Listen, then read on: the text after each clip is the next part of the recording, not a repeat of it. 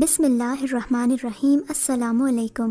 میری اور تہمینہ کی ملاقات اتفاقیہ ہی ہوئی تھی، پھر یہ ملاقات جان پہچان میں اور جان پہچان محبت میں تبدیل ہو گئی۔ 2 ماہ کی پاکیزہ محبت کے بعد ہم دونوں شادی کے بندھن میں بندھ گئے۔ وہ دن بہت حسین تھے جب وہ دلہن بن کر میرے گھر آئی تھی، مگر جلد ہی سمینہ کی نوکری ہماری خوشیوں میں آڑے آ گئی۔ پیشے کے اعتبار سے سمینہ ڈاکٹر تھی۔ اکثر وہ رات کے 12 بجے فارغ ہوتی تھی اور میں گاڑی میں اسے لینے جاتا تھا۔ ہمارا یہی معمول تھا، میں آفس سے 4 بجے آ جاتا، پھر 12 بجے اسے لینے جاتا اور گھر آ کر بنا بات کیے ہم سو جاتے۔ زندگی اسی ڈگر پر چل رہی تھی۔ ایک دن موسم بہت سہانا تھا، میرا دل مچلنے لگا کہ سمینہ پاس ہو تو ہم ڈھیروں باتیں کریں۔ میں رات کے 11 بجے ہی اسے ہسپتال سے لینے چلا گیا۔ وہ بھی شاید میری ہی منتظر تھی۔ اس نے اپنی ڈیوٹی پر اپنی کولیگ کو بھیجا اور خود میرے ساتھ آ گئی۔ راستے میں سلو ڈرائیو کر رہا تھا تاکہ ہم زیادہ سے زیادہ باتیں کر سکیں۔ ابھی ہم گھر سے کوئی 1 کلومیٹر کے فاصلے پر تھے کہ اچانک ہمیں سڑک پر ایک خاتون کے کراہنے کی آواز آئی۔ رات گہری ہونے کی وجہ سے تقریباً سڑک پر سناٹا تھا۔ ہم جب بھی رات کو یہاں سے گزرتے تھے اکثر خوفزدہ کرنے والی خاموشی ہوتی تھی۔ رات کے اس سناٹے میں اس خاتون کی کراہیں ہمیں اپنی جانب متوجہ کر رہی تھیں۔ میں نے گاڑی روکی اور یہ سمجھنے کی کوشش کرنے لگے کہ آواز کس طرف سے آ رہی ہے۔ یکایک ہمیں آواز اپنے بالکل پاس سے آئی۔ میری نظر شیشے سے باہر پڑی تو میں دنگ رہ گیا۔ ایک خاتون بری حالت میں سڑک کے کنارے پڑی تھی۔ میں نے جلدی سے سمینہ کو اشارہ کیا۔ ہم دونوں گاڑی سے باہر آ گئے۔ خاتون ابھی بھی مری مری آواز میں چلا رہی تھی۔ وہ مسلسل روئے جا رہی تھی۔ ہم اس کے پاس کھڑے تھے۔ اس کی جسمانی حالت سے اندازہ ہو رہا تھا کہ وہ تخلیق کے درد سے گزر رہی ہے۔ سمینہ اس عورت کے پاس بیٹھ گئی اور اس کے ہاتھ پاؤں ملنے لگی۔ میں بھی ایمرجنسی نمبر ملانے میں مصروف تھا، مگر اس کی نوبت نہیں آئی۔ اچانک عورت کی چیخیں تھم گئیں اور بچے کے رونے کی آواز سے معلوم ہوا کہ وہ بچہ جنم دے چکی ہے۔ سمینہ نے اپنی چادر سے اس عورت کو ڈھانپ رکھا تھا، جبکہ میں نے اپنا کوٹ اتار کر سمینہ کو دیا تو اس نے بچے کے گرد لپیٹ دیا۔ سمینہ کی ہدایت پر عورت کو میں نے گاڑی کی پچھلی سیٹ پر لٹا دیا، جبکہ بچہ سمینہ نے اپنی گود میں رکھا اور پھر میں نے گاڑی موڑ دی۔ تقریباً 10-15 منٹ کے بعد ہم ہسپتال کے احاطے میں داخل ہو چکے تھے۔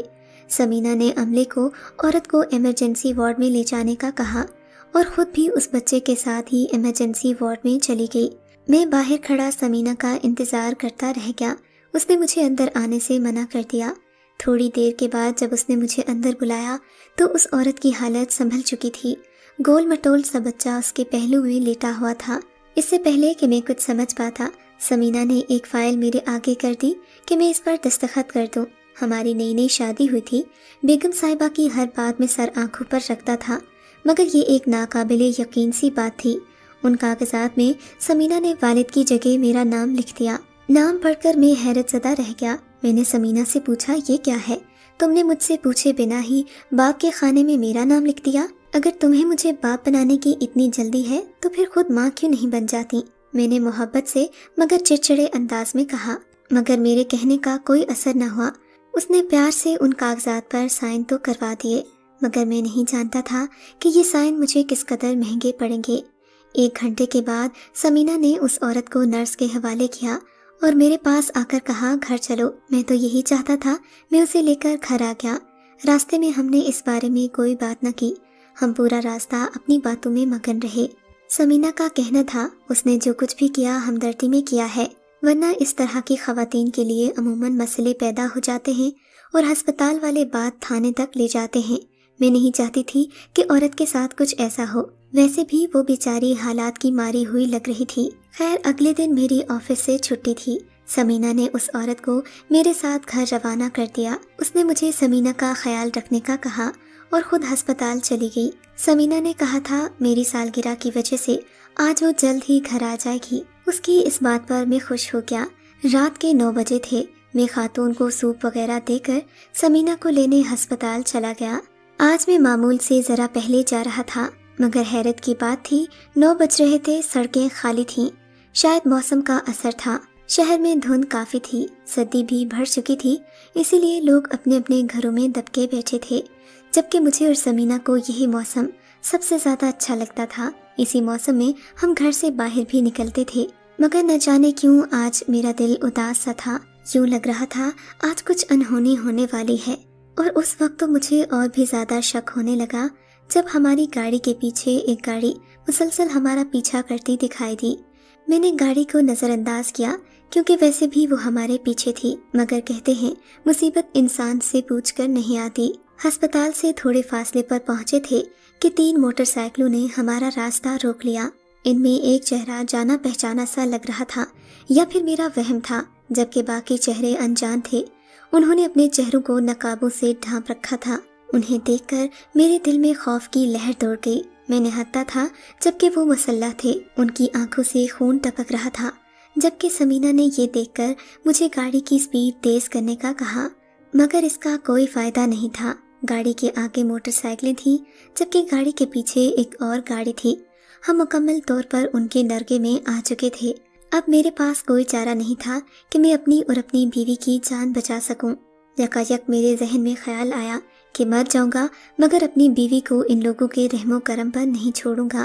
یہی سوچ کر بائکس کی پرواہ کیے بنا ہی میں نے گاڑی آگے بڑھانا چاہی، مگر ایک چھرے سے میری گاڑی کے ٹائر کو پنکچر کر دیا گیا اور ساتھ ہی شیطانی کہکہے فضا میں بکھر گئے۔ زندگی میں پہلی بار اپنا آپ مجھے اس قدر بے بس محسوس ہوا تھا۔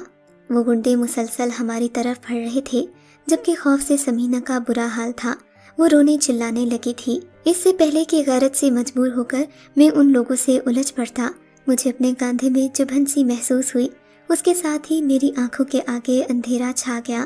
بے ہوش ہونے سے پہلے میں نے سمینہ کی دلدوز چیخ سنی، جو ان کہکہوں میں کہیں دب کر رہ گئی تھی۔ سڑک پر ہماری مدد کرنے والا کوئی بھی نہ تھا۔ میں اس وقت کو کوس رہا تھا جب میں نے سمینہ کو نائٹ ڈیوٹی کرنے کی اجازت دی تھی۔ جب میری آنکھ کھلی تو میں ہسپتال کے پٹ پر تھا۔ میں نے جلدی سے آنکھیں کھول کر ادھر ادھر دیکھا، مجھے اپنے آس پاس سمینہ نظر نہ آئی۔ اتنے میں وارڈ بوائے کمرے میں داخل ہوا۔ میں نے اس سے کچھ پوچھنا چاہا، مگر اس نے مجھے لیٹے رہنے کا اشارہ کیا، گویا میرے حواسوں پر بجلیاں گرانے کے لیے میری حالت سنبھلنے کا انتظار کیا جا رہا تھا۔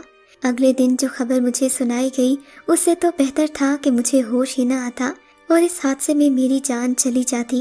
اس حادثے سے گزرنے کے بعد سمینہ میرا سامنا نہیں کرنا چاہتی تھی۔ اس نے بنا مجھ سے پوچھے ہی خود کو قصوروار ٹھہرا لیا اور میری نظروں کا سامنا نہ کرنے کے لیے موت کو گلے لگا لیا۔ یہ سن کر میں آج بھی روتا پچھتاتا ہوں کہ کاش سمینہ مجھ سے ایک بار پوچھ لیتی، کاش وہ ایسا نہ کرتی۔ سمینہ کی موت نے مجھے بے موت ہی مار دیا تھا۔ سمینہ نے اپنے آخری خط میں یہی لکھا تھا کہ وہ اپنے جرم کے لیے مجھ سے شرمندہ ہے، کیونکہ میرے لاکھ منع کرنے کے باوجود وہ پھر بھی نائٹ ڈیوٹی پر جاتی تھی۔ میں جانتا تھا یہ اس کا قصور نہیں تھا، مگر خدا جانے کیوں سمینہ نے اس قصور کی سزا بھی مجھے دی تھی۔ مجھے اکیلا چھوڑ کر وہ اس جہاں میں جا بسی تھی جہاں سے کوئی واپس نہیں آتا۔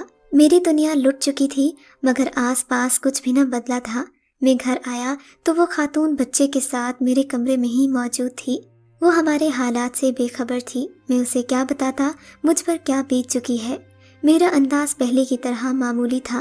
عورت کو میں نے اس لیے کچھ نہ کہا کہ سمینہ نے اسے خود اس گھر میں لایا تھا۔ اس نے کہا تھا بے سہارا کو مزید دربدر نہ کرنا چاہیے۔ میں نے عورت سے کوئی بات چیت نہ کی۔ میں گمسم ہی بیٹھا تھا کہ اس نے خود ہی مجھ سے بات کرنے کی پہل کی۔ اس نے میرا شکریہ ادا کیا اور مجھ سے سمینہ کے بارے میں پوچھا۔ سمینہ کے ذکر پر میری آنکھیں بھر آئیں۔ میرا دل پہلے ہی بھرا ہوا تھا۔ میں پھوٹ پھوٹ کر رونے لگا اور اسے ساری کہانی سنا دی۔ یہ سن کر اس کی آنکھوں میں بھی آنسو آ گئے۔ وہ غمزدہ ہو گئی اور مجھے سہارا دینے لگی۔ اپنا غم تو وہ جیسے بھول ہی گئی تھی۔ اس دن کے بعد سے اس نے میرا خیال رکھنا شروع کر دیا، باوجود اس کے کہ اس کا بیٹا ابھی 2 دن کا تھا۔ اس نے مجھے یوں سہارا دیا جیسے وہ خود بہت مضبوط ہو۔ ننھے محمود کو اس نے میری گود میں ڈالا تو مجھے سمینہ کا ان کاغذات پر دستخط کروانا یاد آ گیا۔ قدرت بھی کتنی نرالی ہے، اکثر وہ ہو جاتا ہے جو ہم نے سوچا بھی نہیں ہوتا۔ یوں ہی 1 ہفتہ گزر گیا۔ جب میں گھر آیا تو مجھے یہ جان کر خوشی ہوئی کہ ماریا اپنے پاؤں پر چلنے کے قابل ہو گئی تھی۔ آج اس کی حالت سنبھل چکی تھی۔ اسی دن اس نے مجھے اپنی کہانی سنائی۔ جس دن آپ مجھے یہاں لے کر آئے تھے وہ میری زندگی کا سب سے اذیت ناک دن تھا، مگر ان اذیت بھرے دنوں کا آغاز بہت پہلے ہوا تھا، وہی آغاز جو ہر کہانی کا ہوتا ہے۔ میں روز کالج سے واپسی پر ایک لڑکے کو اپنے راستے میں کھڑا دیکھتی۔ شروع میں میں نے لڑکے پر کوئی توجہ نہ دی، مگر پھر اپنے مسلسل تعاقب کے باعث وہ میرے دل میں اترتا گیا۔ ہم کب ایک دوسرے سے محبت کرنے لگے مجھے پتہ ہی نہ چلا۔ جلد ہی ہماری ملاقاتیں شروع ہو گئیں اور پھر اس نے محبت کا وعدہ پورا کرتے ہوئے میرے گھر میں رشتہ بھیج دیا۔ میں بہت خوش تھی کہ وسیم نے اپنا وعدہ پورا کیا ہے، ورنہ عموماً لڑکے ایسا نہیں کرتے۔ میں اس کی اعلیٰ ظرفی پر بہت خوش تھی۔ میں نے اپنے گھر والوں کو بتایا تو انہوں نے اس رشتے سے صاف انکار کر دیا۔ میں بہت روئی، احتجاج کیا، مگر گھر والوں نے میری ایک نہ سنی۔ اب سوائے وسیم کے ساتھ گھر سے بھاگنے کے محبت پانے کا کوئی اور چارہ نہیں تھا۔ بالآخر وسیم کی محبت نے مجھے اس مقام پر پہنچا دیا کہ میں نے گھر کے اندھیرے میں اپنے ماں باپ کے گھر کی دہلیز پار کر لی۔ علی اور میں اپنے مستقبل کے خوابوں میں گم تھے۔ اگلے دن ہی عدالت میں جا کر ہم نے ایک دوسرے کو باضابطہ قبول کر لیا۔ ہمارے نکاح پر ہمارے ماں باپ شریک نہیں تھے۔ شریعت میں ایسا نکاح جائز بھی نہیں ہے، اور شاید اسی وجہ سے ہماری خوشیاں بھی پائیدار ثابت نہ ہوئیں۔ وسیم نے مجھے محبت تو دی، مگر اس کی محبت کے رنگ کچے تھے۔ اس کے گھر والوں نے مجھے قبول کرنے سے انکار کر دیا۔ میں نے ان کی لاکھ خدمتیں کیں، مگر ان پتھر لوگوں کے دل نہ پگھل سکے۔ ان کی بدسلوکی پر بھی وسیم نے ایک بار بھی میرے آنسو نہ پہنچے۔ وہ ہر وقت یہی ثابت کرنے کی کوشش کرتا کہ میری وجہ سے وہ بھی مشکل میں آ گیا ہے۔ رفتہ رفتہ اس کے گھر والوں کی بدسلوکی بڑھتی گئی، حتیٰ کہ انہوں نے مجھے کھانا دینا بھی بند کر دیا۔ جو بچا کھچا ملتا وہ مجھے کھانے کو مل جاتا۔ گھر والوں کی بدسلوکی میں نے جیسے تیسے برداشت تو کر لی، مگر اب وسیم کی بے رخی کا بھی سامنا تھا۔ اس کے بدلتے تیور میں سہ نہ سکتی اور دن رات روتی رہتی۔ اس کا رویہ بھی رفتہ رفتہ اس کے گھر والوں کی طرح ہو رہا تھا۔ ہماری محبت کو وہ بالکل فراموش کر بیٹھا تھا۔ اور پھر وہ دن بھی آ گیا جب اس کے گھر والوں نے وسیم کو مجھ سے چھیننے کی منصوبہ بندی شروع کر دی۔ وسیم کی ماں یعنی میرے ساس کے بھائی دبئی میں رہائش پذیر تھے۔ برسوں بعد جب وہ واپس آئے تو انہیں اپنی بگڑی اولاد کے لیے رشتے ڈھونڈنے میں مشکل پیدا ہوئی۔ ایسے میں وسیم کی ماں نے اپنے بھائی سے اپنی بھانجی کا رشتہ اپنے بیٹے کے لیے مانگ لیا۔ حالانکہ ان کا بیٹا شادی شدہ تھا، مگر انہوں نے یہ بات سارے خاندان سے چھپائی تھی۔ مجھے گھر میں نوکروں کی طرح رکھا جاتا، یوں ظاہر کیا جاتا جیسے میں کوئی بے سہارا لڑکی ہوں جس کا ان کے بیٹے سے کوئی تعلق نہیں ہے۔ میں اپنی اس حیثیت پر بھی خاموش تھی، مگر اس دن مجھے بہت دکھ ہوا جب وسیم کی والدہ نے عریشہ کے ساتھ اس کی نسبت طے کر دی۔ میرا رو رو کر برا حال تھا۔ دکھ کی بات تو یہ تھی کہ وسیم نے دولت اور دنیاوی ٹھاٹھ کو میری محبت پر ترجیح دی تھی۔ ان حالات نے اللہ نے مجھے اولاد کی خوشخبری بھی سنا دی۔ میں امید سے ہوئی تو میں نے سوچا کہ شاید اب وسیم کا رویہ میرے ساتھ بدل جائے گا، مگر یہ میری خوش فہمی تھی۔ وسیم اور اس کے گھر والوں کا رویہ میرے ساتھ ویسا ہی رہا، بلکہ اس سے بھی بدتر ہو گیا۔ یہ لوگ شادی کی تیاریوں میں یوں مصروف تھے جیسے میں اس گھر میں کوئی وجود ہی نہیں رکھتی۔ بالآخر جب وسیم کے گھر والوں کو اس بات کا احساس ہوا کہ میری موجودگی ان کے لیے خطرے کا باعث ہو سکتی ہے، تو انہوں نے اس حالت میں مجھے طلاق دے کر گھر سے نکلوا دیا۔ اس حالت میں کہیں جانا بھی ناممکن تھا۔ میرے پاس نہ گھر والوں کا کوئی رابطہ تھا، اور ہوتا بھی تو میں وہاں نہ جا سکتی۔ گھر والوں کے دروازے مجھ پر ہمیشہ کے لیے بند ہو چکے تھے۔ میں بے بسی کے عالم میں سڑک پر چلتی رہی، یہاں تک کہ طبیعت کی خرابی کے باعث گیلے فٹ پاتھ پر لیٹ گئی۔ تبھی وہاں سے آپ کا گزر ہوا۔ ٹھیک اسی وقت مجھے درد اٹھنا شروع ہوئے تھے۔ خدا کا شکر ہے کہ آپ لوگ وہاں آ گئے، ورنہ نہ جانے میرا کیا بنتا۔ اللہ سمینہ باجی کو اس نیکی کا اجر دے گا۔ ماریا کی کہانی سن کر میری آنکھوں میں آنسو آ گئے۔ میں یہ سوچ کر آپ دیدہ ہو گیا کہ دنیا میں کیسے کیسے سنگ دل لوگ بھی موجود ہیں۔ سمینہ کی کہانی نے میرے دل میں اس کے لیے ہمدردی پیدا کر دی، جبکہ وہ تو پہلے ہی مجھے سہارا دے رہی تھی۔ یوں ہم دونوں ایک دوسرے کے غمگسار بن گئے۔ میرے اور ماریا کے درمیان کوئی ایسی بات نہ ہوئی، مگر سمینہ کی آخری رسومات کے دوران اس نے مجھے بہت حوصلہ دیا تھا۔ پھر یہی ہمدردی محبت میں بدل گئی۔ ہمیں لگنے لگا کہ ہم دونوں ایک دوسرے کے لیے بنے ہیں۔ دونوں کے حالات ایک جیسے ہی تھے۔ آپ کو شاید میں اس وقت خود غرض لگ رہا ہوں گا، مگر انسان کی زندگی کبھی کبھی ایسے موڑ پر لے آتی ہے جہاں نہ چاہتے ہوئے بھی اسے اپنے پیاروں کو بھلانے کی کوشش کرنا پڑتی ہے۔ اور پھر حالات نے وہ پلٹا کھایا کہ میں اور ماریا نکاح کے بندھن میں بندھ گئے۔ اب مسئلہ یہ تھا کہ میں ماریا کو اپنے گھر والوں سے کیسے متعارف کرواؤں۔ بالآخر میں نے لمبی تمہید باندھنے کے بعد سمینہ سے نکاح کا ذکر گھر والوں سے کر دیا۔ گھر میں کوہرام مچ گیا، سب لوگوں نے مجھے طنز کا نشانہ بنایا، مگر میں نے کن حالات میں ماریا سے شادی کی تھی یہ کوئی نہیں جانتا تھا۔ جب میں سمینہ کو گھر لے کر آیا تو خواتین کی آمد شروع ہو گئی۔ میں جانتا تھا خواتین ہمدردی کے نام پر کڑوی کسیلی باتیں ہی کریں گی۔ میں نے ماریا کو محلے کی خواتین سے ملنے سے صاف منع کر دیا۔ جب کوئی باز نہ آیا تو میں نے دروازے پر تالا لگا دیا۔ محلے میں عجیب و غریب باتیں شروع ہو گئی کہ میں نے دلہن کو قید کر رکھا ہے، مگر ماریا کی طبیعت کے پیش نظر ایسا کرنا ضروری تھا۔ جب مسلسل 3-4 دن وہ باہر نہ آئی، اس نے کسی سے ملنا گوارا نہ کیا، تو خواتین نے بھی ایسے ہیلے بہانے بنانا چھوڑ دیے۔ اب نہ ہی کوئی ہمارے گھر آتا اور نہ زیادہ باتیں بناتا، کیونکہ میں خود بھی کسی کی بات کا جواب نہیں دیتا تھا۔